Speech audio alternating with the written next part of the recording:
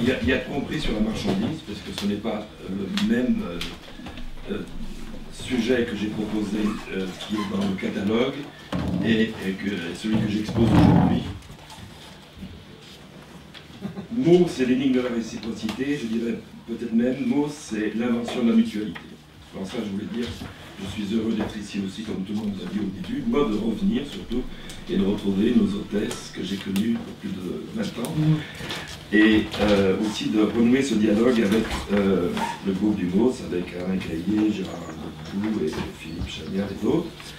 Donc je reprends ce problème. Si j'ai changé de sujet, c'est parce que ça aurait été trop long, et aussi parce que j'ai changé d'intérêt en travaillant. La beauté de la recherche, c'est de trouver ce qu'on ne cherchait pas. Et c'est un peu ce qui m'est arrivé à propos de Mauss. Je parle d'énigmes, je ne suis pas sûr que je pourrais dire quelle est la solution à l'énigme.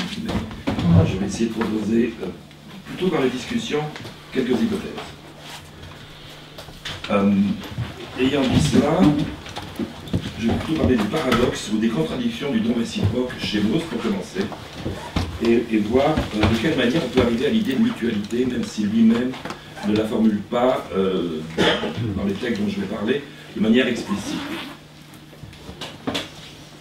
Vous connaissez la formule de Mauss. Quelle est la règle de droit et d'intérêt qui fait que dans une société, dit-il, de type arrivé, nous passons sur cette formule ou archaïque,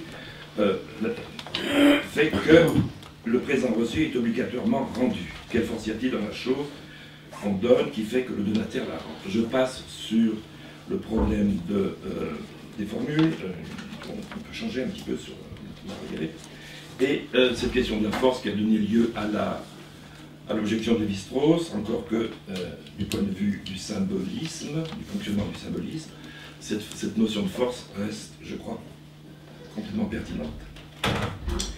En réalité, dans l'essai sur le don, Mauss parle très peu de réciprocité. Mais c'est peut-être parce qu'elle est partout, comme la reconnaissance, selon Philippe Chagnard, hier. Cela va de soi. Notons qu'il parle du don rituel et pas d'autre chose. Il ne parle pas d'autres situations sociales. Mais pourquoi a-t-il choisi la question du rendre comme celle par laquelle doit apparaître l'obligation? C'est cela qui fait problème. Et pourquoi n'a-t-il pas d'abord, je crois que quelqu'un, je ne sais pas si c'est pas Jonathan Perry qui posait la question, pourquoi n'a-t-il pas d'abord parlé de l'obligation de donner? C'était vous qui parliez de ça. Et mon hypothèse, je la formule déjà un peu dans mon livre, c'est que pour Mauss, comme pour tous ses contemporains, comme pour nous, l'obligation de donner, d'une certaine manière, va de soi. Il est beau, il est honnête, il est moral, il est sain de donner. La générosité est toujours admirable. Donner fait en somme partie de nos évidences normatives. Mauss ne le dit pas sans doute parce qu'il ne le voit pas, il est clair qu'il le suppose. Quel est, je pense, le fond du problème? Comment mettre ensemble ce présupposé de don généreux, gratuit d'une certaine manière, inconditionnel, libre, avec cette obligation de rendre. Du coup, c'est le processus qui devient incompréhensible.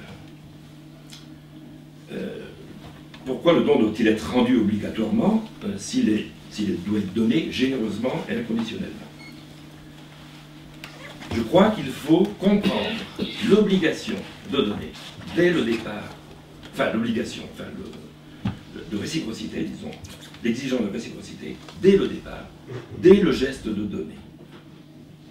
Et c'est ça que je voudrais qu'on puisse arriver à comprendre.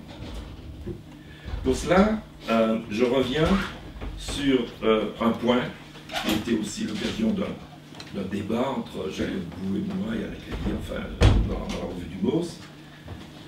Je propose une catégorisation du don en 3 régimes, 3 types, 3 modèles, comme vous voudrez, peut-être 3 paradigmes, et je sais qu'Alain n'est pas d'accord sur le fait de faire éclater le paradigme en 3 d'autres modèles, si vous voulez. Le premier, que j'appelle le don cérémoniel, des sociétés traditionnelles. Ces dons cérémoniels sont toujours réciproques. Je parle pas trop vite là pour les non-native speakers in French. Donc, ces dons-là sont toujours publics, réciproques, ont lieu donc entre vous. Il s'agit de faire alliance, d'assurer la paix, donc de se reconnaître réciproquement. C'est la reconnaissance publique qui est demandée. Et dans ce cas-là, faut-il parler de dons? C'était aussi la question que vous posiez, Jonathan, à savoir que Mauss lui-même se pose la question. Il dit, je n'ai pas d'autres mots. Je n'ai pas d'autres mots. Et donc il parle de prestations, en effet. En tout cas, ce qui est sûr, c'est que la réciprocité fait partie de ce processus-là du don cérémoniel public entre vous. Et il est intéressant qu'en grec, ce don contre don, le contre-don, est toujours indiqué par le préfixe anti. Dosis, antidosis. Bon, on n'a pas le même fonctionnement dans toutes les langues, mais c'est intéressant de voir ça parce que dans le deuxième modèle que je propose, celui du don gracieux, alors ça vous le trouvez dans le texte que vous avez, je rappelle dans le texte qui est donné le volume par le château. Donc, les dons gracieux, ce sont ceux qu'on offre d'abord par plaisir, pour rendre heureux, ainsi des parents aux enfants, des amis aux amis, des amants aux amants, aux amantes. Ce sont des gestes qui n'attendent rien en retour, qui ne sont pas non plus liés à la pénurie. Comme dans les dons cérémoniels, on offre là des choses précieuses, des objets particuliers. C'est le don unilatéral, qui ne vise ni à satisfaire les besoins, ni à aider. C'est la charis grecque. Et notez bien, pour ceux qui vont faire un peu de grec, il n'y a pas d'anticharis. Il y a antidosis. Il n'y a pas anticharis. Charis n'admet pas la réciprocité, même dans le... Et les langues ont une sagesse, une intelligence qui ici est extrêmement intéressante.